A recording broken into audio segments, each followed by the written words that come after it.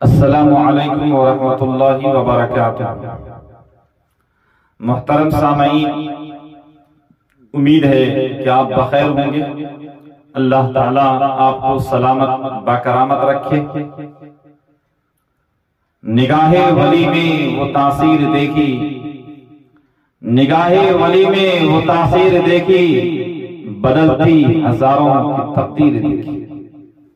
ایک بڑا ہی عجیب و غریب واقعہ آپ کے سامنے رکھنے جا رہا ہوں، ذرا توجہ سے سنیے گا، وقت نکال کر کے سنیے گا، انشاءاللہ بڑا فائدہ ہوگا۔ ایک بہت بڑا گورنر تھا جو اپنے علاقے میں کئی سالوں سے گورنری کر رہا تھا۔ جب اس زمانے کے بادشاہ نے پوری دنیا کے گورنروں کو اپنے یہاں اکٹھا کیا، جب دنیا کے سارے گورنر بادشاہ کے سامنے اکٹھا ہوئے تو اب بادشاہ سلامت ہر گورنر کے ساتھ تبادلہ خیال کرتے تھے اور نئے نئے احکامات ان گورنروں کو دیا کرتے تھے کہ آپ کو کس طرح ملک کو چلانا ہے، نظام کو کس طرح مضبوط کرنا ہے۔ یہ سلسلہ کئی دنوں تک بادشاہ اور گورنر کے بیچ میں چلتا رہا۔ جب آخری وقت آیا تو بادشاہ نے کہا کہ کل ہر گورنر اپنے اپنے علاقے کو واپس چلے جائیں گے اور بادشاہ کی طرف سے سارے گورنر کو ایک شاہی لباس بطور گفٹ کے دیا جائے گا۔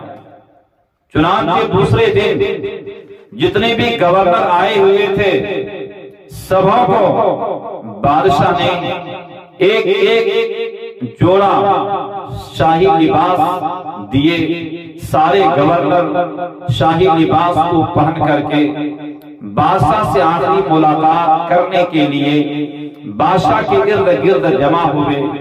بادشاہ بیٹھے ہوئے تھے، آخری ملاقات ہو رہی تھی۔ درمیان میں ایک گورنر شاہی لباس پہن کر کے بیٹھا ہوا تھا کہ اچانک اس گورنر کو زور سے چھینک آتی۔ باوجود کہ اس گورنر نے چھینک کو روکنے کی بڑی کوشش کی، لیکن بار بار کوشش کے باوجود بھی چھینک رکی نہیں۔ اب وہ چھینکتے چھینکتے اس کے ناک میں سے کچھ مواد نکلا۔ جب وہ مواد ناک میں سے نکلتا ہے تو وہ گورنر ناک کے نکلے ہوئے مواد کو اس شاہی لباس میں پوچھ لیتے ہیں۔ یہ پوچھتے ہوئے بادشاہ کی نظر پڑ جاتی ہے۔ جب بادشاہ دیکھتا ہے کہ میرے دیے ہوئے شاہی لباس کے ساتھ ناک کے مواد کو صاف کیا جا رہا ہے تو بادشاہ کو بڑا غصہ آیا اور ان سارے گورنروں کے بیچ میں بادشاہ نے اس کو برا بھلا کہا، بہت غصہ کیا، بہت ڈانٹ ڈپٹ کیا، یہاں تک کہ بادشاہ اس گورنر سے ناراض ہو گئے اور اس گورنر کو اس مجلس سے باہر نکال دیا۔ اب یہ گورنر باہر نکلے اور کچھ سوچ کر کے بادشاہ کے سامنے آئے اور جو شاہی لباس اس کے بدن پر تھا وہ اپنا لباس نکالتا ہے اور نکال کر کے بادشاہ کے سامنے پھینک دیتا ہے اور کہتا ہے کہ گورنری اور یہ شاہی لباس آپ کو مبارک ہو، نہ مجھے گورنری چاہیے اور نہ مجھے آپ کا یہ شاہی لباس چاہیے۔ بادشاہ بڑا حیران ہو گیا، پریشان ہو گیا، آخر یہ کیا بول رہا ہے؟ تو اس گورنر نے کہا کہ آپ نے زندگی میں ایک لباس دیے اور اس لباس کے ساتھ تھوڑی سی بے ادبی ہو گئی تو آپ نے اتنے لوگوں کے بیچ میں مجھے رسوا کر دیے، مجھے ڈانٹ ڈپٹ کر دیے۔ بھلا وہ رب، وہ مالک جس نے رحمت کا لباس، جس نے عزت کا لباس، جس نے انسانیت کا لباس دے کر کے ہم کو بھیجا ہے، رات دن اپنے مولا کی نافرمانی کر رہے ہیں، رات دن اپنے مولا کے احکام کو توڑ رہے ہیں، میں اس مولا کو کیا جواب دوں گا؟ جب آپ ایک تھوڑی سی غلطی کو برداشت نہیں کر سکتے ہیں تو جس اللہ نے ہمیں پیدا کیا، آپ کو پیدا کیا، سارے نظام کو پیدا کیا، میں اس اللہ کو کیا جواب دوں گا؟ وہ گورنری کو چھوڑ کر کے شاہی لباس بادشاہ کے سامنے پھینک کر کے وہاں سے نکل جاتے ہیں۔ وہاں سے نکلنے کے بعد وہ گورنر سیدھا جنید بغدادی کی مجلس میں پہنچتے، دروازے پر کھڑے ہوتے، سلام کرتے۔ جنید بغدادی رحمت اللہ علیہ پوچھتے ہیں تم کیوں آئے ہو، کس کام کے لیے آئے ہو؟ وہ گورنر کہتا ہے کہ میں اپنی اصلاح کے لیے آپ کے پاس آیا ہوں۔ جنید بغدادی فرماتے ہیں کہ میرے پاس تمہاری اصلاح نہیں ہو سکتی ہے، تم میرے مدرسے میں داخلہ نہیں لے سکتے ہو، کیونکہ یہاں پر داخلے کے بڑے کٹھن شرائط ہے، اور تمہاری شکل و صورت سے مجھے ایسا محسوس ہو رہا ہے کہ تم میری شرائط پر عمل نہیں کر سکتے۔ یہ گورنر دروازے پر کھڑا ہے اور کھڑے ہو کر کے کہتا ہے کہ حضرت آپ کی کیا شرائط ہے، آپ کو بتلائیے تو صحیح، میں آپ کی ہر شرط پر عمل کروں گا۔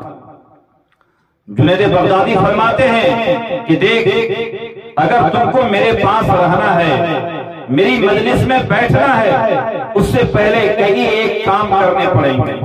پہلا کام تو یہ ہے کہ تم ایک کٹورا لو، ایک جھولا لو اور 1 سال تک بھیک مانگو، دروازے دروازے بھیک مانگو۔ 1 سال بھیک مانگنا جب مکمل ہو جائے پھر تم میرے پاس آنا۔ اب یہ وقت کا گورنر جنہوں نے کئی سال تک گورنری میں گزار دیے تھے،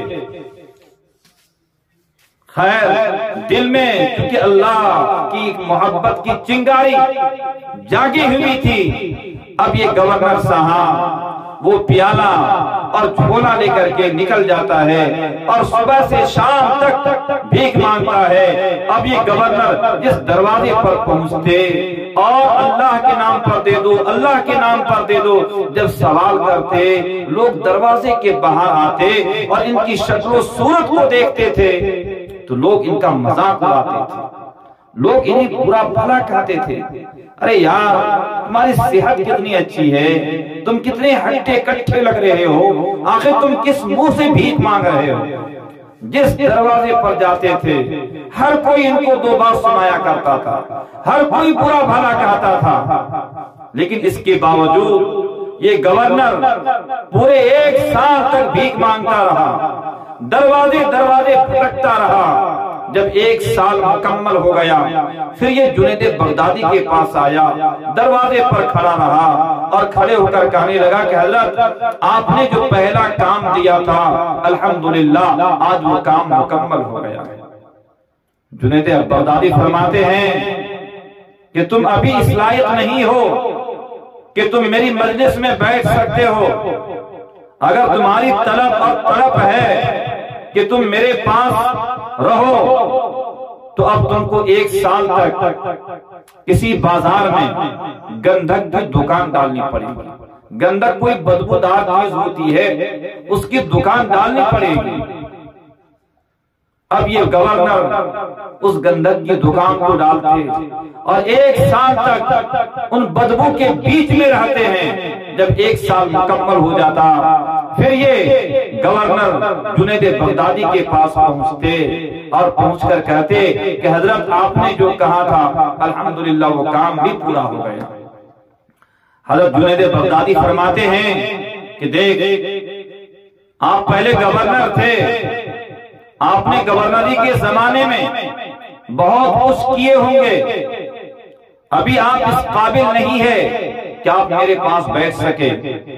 آخر آپ گورنری کے زمانے میں رشوت بھی لیے ہوں گے، کسی کو گالیاں بھی دی ہوگی، کسی کا حق بھی مارا ہوگا، کسی کا مال بھی چھینا ہوگا، کسی کو ستایا بھی ہوگا، کسی کو تکلیف بھی دی ہوگی، لہذا تم بیٹھ کر کے اپنے ذہن کے اعتبار سے جن لوگوں کو کا تم نے ہاتھ مارا ہے یا کسی سے رشوت لی ہے یا کسی کو تکلیف پہنچائی ہے، سبوں کی لسٹ تیار کرو۔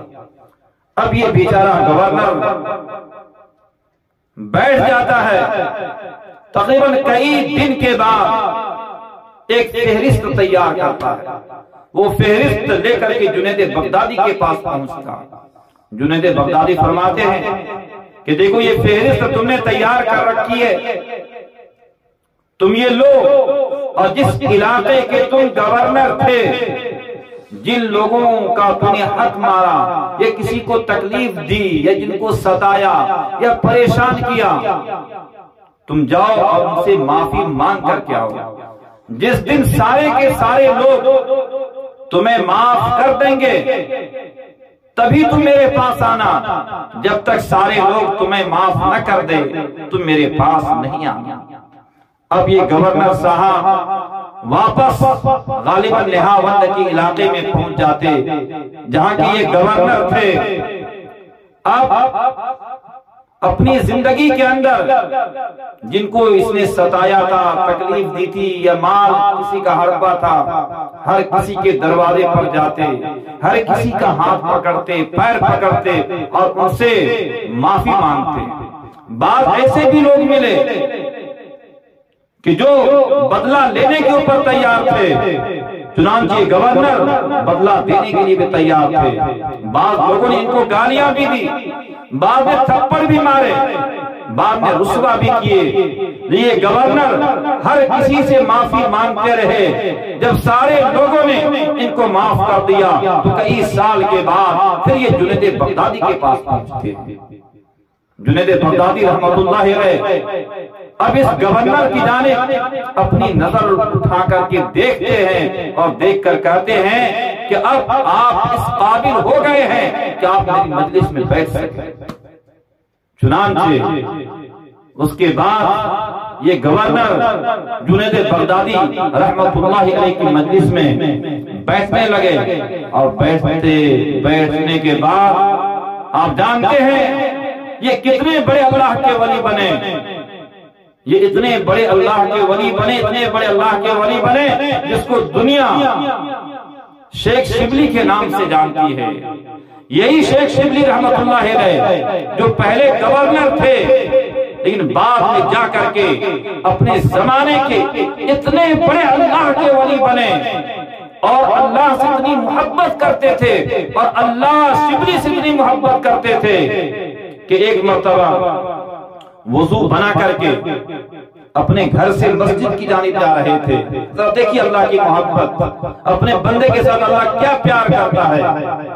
تو یہ شیخ شبلی رحمت اللہ علیہ وضو بنا کر کے اپنے گھر سے مسجد کی جانب جا رہے تھے۔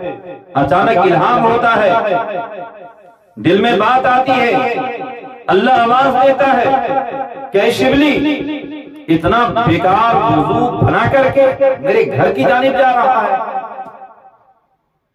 اس بات کو سن کر کے شیخ شبلی رحمت اللہ علیہ اپنے دل میں سوچنے لگے شاید وضو میں کچھ نقص، کچھ کمی رہ گیا ہے، یا ہم نے برابر وضو نہیں بنایا ہے۔ تو سوچا چلو واپس جا کر کے ٹھیک سے وضو بنا لیتے ہیں۔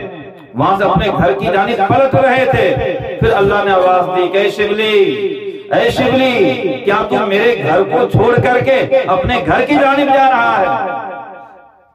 یہ سن کر کے شیخ شبلی رحمت اللہ علیہ وہیں پر دھام سے دھڑم سے نیچے زمین پر بیٹھ جاتے ہیں۔ اللہ آواز دیتا ہے کہ شبلی کیا تم میرے سامنے اپنی عاجزی بتلا رہا ہے؟ تو دیکھیے کیسے اللہ والے بنے۔ یقیناً یہ سب قربانیوں کا نتیجہ ہے، یہ سب مجاہدات کا نتیجہ ہے۔ دعا کیجئے کہ اللہ تعالیٰ مجھے بھی اور آپ کو بھی اپنے بزرگوں کے طریقے پر چلنے کی توفیق عطا فرمائے۔ وما توفیقی الا باللہ۔